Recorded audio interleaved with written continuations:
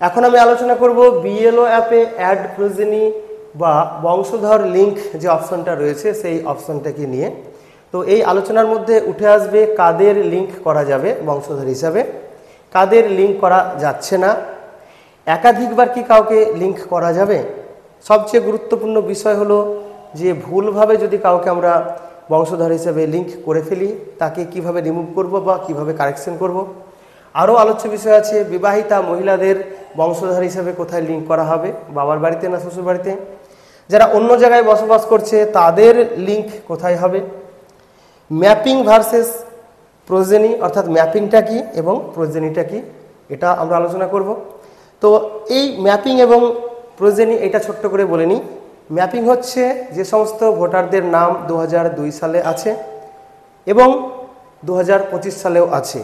2002 থেকে 2025-এ যারা সরাসরি চলে আসছে সেটা হচ্ছে ম্যাপিং।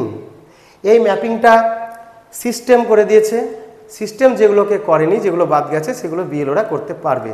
তো এইখানে যখন আমরা বিএলও অ্যাপে ম্যাপিং সেকশনটা খুলবো বা ম্যাপিংয়ের যে মেনুটা আছে সেটা খুলবো, তখন এরকম ধরনের ভোটার্সদের তালিকা পাবো। এখানে আমরা কিছু কিছু ভোটারকে সবুজ কালারে দেখতে পাবো, কিছু কিছু ভোটার্সকে পাবো হালকা নীল কালারে, কিছু কিছু ভোটার্সকে পাবো সাদা কালারে।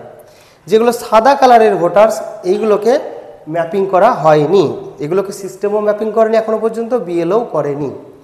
আর এইটা যেটা হালকা নীল কালার, এটা সিস্টেম ম্যাপিং করে দিয়েছে। এইটাকে ভেরিফাই করতে হবে, বিএলওকে ভেরিফাই করতে হবে, বা যদি কোনো কারণে এটা ভুল ম্যাপিং হয়ে থাকে তাহলে এটাকে বিএলও আনম্যাপও করে দিতে পারবে। আর এটা হচ্ছে ভেরিফাই হয়ে গিয়েছে বিএলও কর্তৃক যখন ভেরিফাই হয়ে যাবে তখন সেটা হালকা সবুজ কালার হয়ে যাবে, বা বিএলও যদি সরাসরি কাউকে ম্যাপিং করে সেটাও কিন্তু এরকম সবুজ কালারে চলে আসবে। এবার যেগুলো সাদা কালার রয়েছে সেই সাদা কালারগুলোকে ম্যাপিং করার যদি যোগ্য হয়, এই ভোটারের নাম যদি 2025-এ থাকে তাহলে একে ম্যাপিং করে দিতে হবে। তো ম্যাপিং কীভাবে করতে হবে সেটা আমি অন্য ভিডিওতে দেখেছি। এই ভিডিওর আলোচ্য বিষয় হচ্ছে যে অ্যাড প্রোজেনি বা বংশধর হিসেবে লিঙ্ক করা। তো বংশধর হিসেবে লিঙ্ক কাদের করব, প্রথম প্রশ্ন যেটা রয়েছে বা প্রথম বিষয় যেটা, যে কাদের লিঙ্ক করা যাবে। তো বংশধর হিসেবে লিঙ্ক করা যাবে তাদেরই, মানে যাদের নাম বর্তমানের ভোটার লিস্টে আছে, মানে 2025-এর ভোটার লিস্টে আছে কিন্তু তাদের নাম 2002-এর ভোটার লিস্টে ছিল না, এবং এই ক্ষেত্রে তাদের বয়স সাধারণত 40 বছর বা তার কম হবে। এবার ওকে আমরা কার সঙ্গে লিঙ্ক করব, তাকে আমরা লিঙ্ক করব তার বাবার সঙ্গে, অথবা যদি তার বাবা কোনো কারণে ভোটার লিস্টের নাম না থাকে 2025-এ তাহলে তার মার সঙ্গে আমরা লিঙ্ক করব। এবার বিশেষ ক্ষেত্রে মা বাবা যদি না থাকে তো দাদু বা ঠাকুমা যে রয়েছে বা গ্র্যান্ড প্যারেন্টস যেটা বলছে তাদের সঙ্গেও কিন্তু আমরা লিঙ্ক করতে পারবো। তো কিভাবে আমরা অ্যাড প্রোজেনি করব সেইটা খুব সংক্ষেপে দেখিয়ে দিই, তারপরে বাকি বিষয়গুলো নিয়ে আমি আলোচনা করছি। তো অ্যাড প্রোজেনি করতে গেলে আগে আমাকে হয় বিএলও সরাসরি ম্যাপিং করবে, মানে সবুজ কালার আসবে, তারপরে কিন্তু অ্যাড প্রোজেনির অপশনটা পাবো। যেটা সিস্টেম ম্যাপিং করে দিয়েছে এখানে অ্যাড প্রোজেনির অপশন আমরা দেখতে পাচ্ছি না। এই অপশন আনতে গেলে আগে বিএলওকে এটা ভেরিফাই করতে হবে। ভেরিফাই করার পরে এরকম অপশন আসবে, এরকম অপশন চলে আসবে ভেরিফাইয়ের পরে। তো কিভাবে অ্যাড প্রোজেনি করব, অ্যাড প্রোজেনির জন্য প্রথমে আমরা এই যে অপশনটা রয়েছে এই অপশানে টাচ করব। এইখানে টাচ করার পরে যে ভোটারকে আমরা অ্যাড করব সেটা হতে পারে ছেলে কারো মেয়ে বা নাতি বা নাতনি, তার ভোটার কার্ডের নম্বর বা এপিক নম্বর যেটা রয়েছে সেইটা আমি এইখানে লিখিয়ে দেব। এইখানে লেখার পরে সাবমিট অপশনে টাচ করব। তারপর ওই ভোটারের ডিটেলস এখানে দেখাবে। অবশ্যই এই ডিটেলসটা হচ্ছে 2025-এর যে লিস্ট, সেই 2025-এর লিস্টের ডিটেলস দেখাচ্ছে। এখানে নাম, বয়স, gender, relation type, relative name সব রয়েছে। এরপরে এখানে রয়েছে যে রিলেশন উইথ ইলেক্টরের সঙ্গে তার কি সম্পর্ক। এবার এইখানে সিলেক্ট রিলেশন টাইপ, এটা আমাদের সিলেক্ট করতে হবে। তার জন্য এখানে ড্রপ ডাউন মেনু রয়েছে বা অ্যারো চিহ্ন রয়েছে, এখানে টাচ করতে হবে। এখানে টাচ করার পরে এইবারে এই যে রিলেশন টাইপটা আমাদেরকে সিলেক্ট করতে হবে। এখানে আমরা 4টি অপশন পাবো। এখানে আমরা পাবো গ্র্যান্ড ডটার নাতনি, সান ছেলে, তারপরে ডটার মেয়ে এবং গ্র্যান্ডসান নাতি। অর্থাৎ যাকে আমরা অ্যাড করছি সে ওই মূল ভোটারে, অর্থাৎ যে ভোটারের সঙ্গে অ্যাড করছি তার সঙ্গে কি সম্পর্ক এখান থেকে বেছে নেব। তো যদি সান হয় সান করলাম, বাকিরা আপনাদের মতো করে নেবেন যেটা হবে। এরপরে দেখতে পাচ্ছেন সন করলাম, সন এখানে চলে এলো, বাকিটা করলে যেটা করতাম সেটা এখানে আসতো। এরপরে অ্যাড এই অপশানে টাচ করব। এইখানে টাচ করার পরে দেখতে পাচ্ছেন যে প্রোজেনি অ্যাড সাকসেসফুলি, অর্থাৎ প্রোজেনি সফলভাবে এখানে অ্যাড হয়ে গিয়েছে। এবারে যখন আপনারা আবারও ওই পেজটাকে খুলবেন, মূল যেখানে ভোটার তালিকাগুলো দেওয়া রয়েছে ওই ম্যাপিং সেকশানে, তো এখানে দেখতে পাবেন যে কোন ভোটারের সঙ্গে কটা বংশধরকে বা প্রোজেনিকে অ্যাড করা হয়েছে দেখাবে। তো এই ভোটার দেখতে পাচ্ছেন যে এখানে এখনও পর্যন্ত কাউকে অ্যাড করা হয়নি। যদি এর ছেলে মেয়ে নাতি নাতনি থাকে উপযুক্ত অ্যাড করার মতো তাহলেই অ্যাড হবে, নাহলে অ্যাড করার দরকার নেই। এইবারে এই ভোটারের ক্ষেত্রে দেখতে পাচ্ছেন যেখানে একজনকে অ্যাড করা হয়েছে, এটা কিন্তু এখানে দেখাচ্ছে সংখ্যাটা। এটা কিন্তু নতুন আপডেট এসেছে, প্রথম কিন্তু এটা দেখাচ্ছিল না। এবার এই ভোটারের ক্ষেত্রে দেখুন এখানে কিন্তু দুজনকে অ্যাড করা হয়েছে, সেটা কিন্তু এখানে দেখাচ্ছে। তো কজনকে অ্যাড করা হয়েছে সেটা কিন্তু এখানে দেখিয়ে দেবে। তাহলে এই হলো কীভাবে আমরা অ্যাড প্রয়োজনী অ্যাড করব এবং কাদের অ্যাড করা যাবে। এবার কাদের লিঙ্ক করা যাবে না, কাদের লিঙ্ক করা যাবে না মানে যাদের সরাসরি ম্যাপিং হয়ে যাবে। ম্যাপিং বলতে যাদের 2002-এর ভোটার লিস্টের নাম আছে এবং 2025-এও নাম আছে, তাদের তো ম্যাপিং হবে, তাদের অ্যাড প্রয়োজনী বা বংশধর হিসেবে লিঙ্ক করা যাবে না।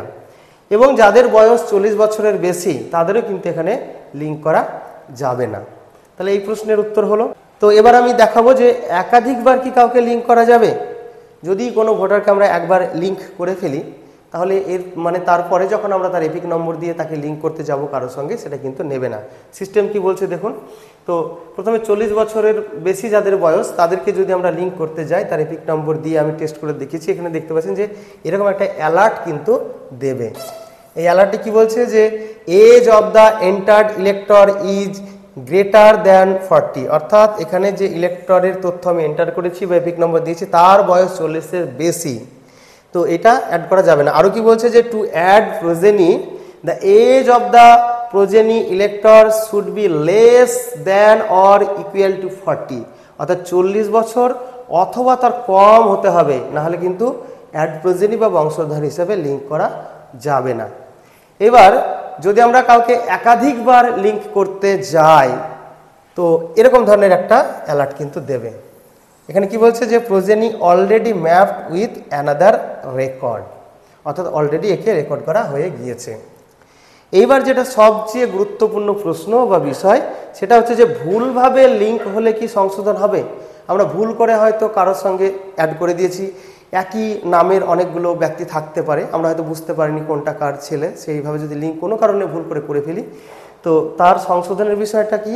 তো এখনও পর্যন্ত কোনো রকমের আপডেট বা কোনো রকমের সুযোগ কিন্তু সংশোধনের নেই, তবে আশা করা যায় যে আপডেট হয়তো আসবে সংশোধন করার, কিন্তু এখনও পর্যন্ত কোনো রকমের আপডেট আসেনি। এবারে আরও কতগুলো বিষয় এখানে আলোচনার মধ্যে আসবে, সেটা হচ্ছে যে বিবাহিতা মহিলাদের অ্যাড প্রোজেনি কোথায় হবে। তো দেখুন আমরা যখন অ্যাড প্রোজেনি করলাম তখন এখানে আমরা 4টি অপশন পেলাম, একটা হলো ছেলে মেয়ে নাতি নাতনি। তো বিবাহিতা মহিলাকে আমরা স্বাভাবিকভাবেই অ্যাড করব কোথায়, তার বাবার বাড়িতে। তার বাবার বাড়ির যে বিএলও আছে তিনিই কিন্তু তাকে বংশধর হিসেবে অ্যাড করতে পারবেন। শ্বশুর বাড়ির বিএলও তাকে অ্যাড করতে পারবেন না, কারণ শ্বশুর বাড়ির বিএলওর কাছে তার বাবা বা মায়ের কিন্তু ভোটার লিস্ট নেই, বা তার শ্বশুর বাড়ির যে বিএলও তার অ্যাপে কিন্তু তার বাবা মার ভোটার থাকবে না, তার বাবা মার ভোট থাকবে না। অবশ্য যদি একই পার্টের মধ্যে বিয়ে হয়ে থাকে, একই গ্রামে বা একই পাড়ায় বা একই পার্টের মধ্যে বিয়ে হয়ে থাকে, সেক্ষেত্রে থাকতে পারে, কিন্তু সাধারণত বেশিরভাগ ক্ষেত্রে থাকবে না। তাহলে বিবাহিতা মহিলাদের অ্যাড করতে গেলে শ্বশুর বাড়ির বিএলও অ্যাড করতে পারবে না, তাদেরকে বংশধর হিসেবে অ্যাড করবে তার বাবার বাড়ির বিএলও। কিন্তু এসআইআরটা হবে তিনি যেখানে বসবাস করছেন অর্থাৎ শ্বশুর বাড়িতে, সেখানে কিন্তু এসআইআর হবে। তো এসআইআর এবং অ্যাড প্রোজেনি দুটোকে কিন্তু একসঙ্গে মিশিয়ে ফেললে হবে না। তো অ্যাড প্রোজেনি বা ম্যাপিং যেটা এটা হচ্ছে এসআইআর একটা প্রস্তুতি মাত্র। তো এসআইআর যখন হবে তখন প্রত্যেকটি ভোটারের annexure C form fill up করতে হবে এবং বিএলও সেই ফর্ম নিয়ে বাড়ি বাড়ি যাবেন। তো সেটা কিন্তু এখনও পর্যন্ত আমাদের পশ্চিমবঙ্গে নোটিফিকেশন হয়নি। এসআইআরের যেটা পদ্ধতি সেটা হলো প্রথমে নোটিফিকেশন হবে, তারপরে বেশ কিছুটা সময় দেওয়া হবে, সেই সময়কালের মধ্যে annexure C form fill up করতে হবে এবং সেই ফর্মের সঙ্গে কারো ডকুমেন্ট লাগবে কারো লাগবে না, কার কি লাগবে সেটা কিন্তু যখন এসআইআরের নোটিফিকেশন হবে তখনই পরিষ্কারভাবে বলা যাবে। তবে একটা কথা বলা যায় যে যাদের নাম 2002 সালের ভোটার লিস্টে আছে তাদের এবং তাদের ছেলে মেয়েদের চিন্তার কোনো কারণ নেই, এবং যাদের নাম নেই তাদেরও অনেকেরই চিন্তার কারণ নেই, যাদের কাছে উপযুক্ত ডকুমেন্টস থাকবে, যে সমস্ত ডকুমেন্টসগুলো ইলেকশন কমিশন চাইবে। তো এবার আসছে যে অন্যত্র বসবাসকারীর অ্যাড প্রোজেনি কোথায় হবে। ঠিক একই রকমভাবে বিবাহিতা মহিলারা তো অন্য জায়গাতেই বসবাস করছে, তাদের মা বাবার সঙ্গে বসবাস করছে না বেশিরভাগ ক্ষেত্রেই। তো তাদের যেভাবে হবে ঠিক একই রকমভাবে কেউ যদি অন্য জায়গায় বসবাস করে, তার নাম যদি 2002 সালের ভোটার তালিকায় না থাকে, তাহলে তার মা বাবা যেখানে আছে সেখানেই তার অ্যাড হবে, এটাই স্বাভাবিকভাবে চলে আসছে। এবার ম্যাপিং আর অ্যাড প্রোজেনিটা আরও একবার বলে দিই। ম্যাপিং হচ্ছে যে 2002 সালের যার নাম আছে 2025-এরও তার নাম আছে, এই দুটোকে মিলিয়ে দেওয়া, এটা হচ্ছে ম্যাপিং। আর অ্যাড প্রোজেনি মানে হচ্ছে যে 2025-এ নাম আছে, 2002-এ ছিল না, তাই তার মা বাবা অথবা প্রয়োজনে তার যে গ্র্যান্ড প্যারেন্টস রয়েছে তাদের সঙ্গে মিলিয়ে দেওয়া, এটা হচ্ছে বিষয়। প্রসঙ্গত বলে রাখি, এই ভিডিওটি জাস্ট ইনফরমেশন পারপাস। বিএলও সাহেবরা কাজ শুরু করার আগে অবশ্যই আপনাদের যে অফিস রয়েছে সেই অফিসের যে নির্দেশ, সেই নির্দেশ মেনে চলবেন। আপনাদের অফিস যখন বলবে, যেমনভাবে বলবে তেমনভাবেই কিন্তু আপনারা কাজ করবেন। তাহলে এইটুকু ছিল এই ভিডিওটির আলোচনা। আবারও ফিরে আসছি অন্য কোনো ভিডিও নিয়ে। বাই।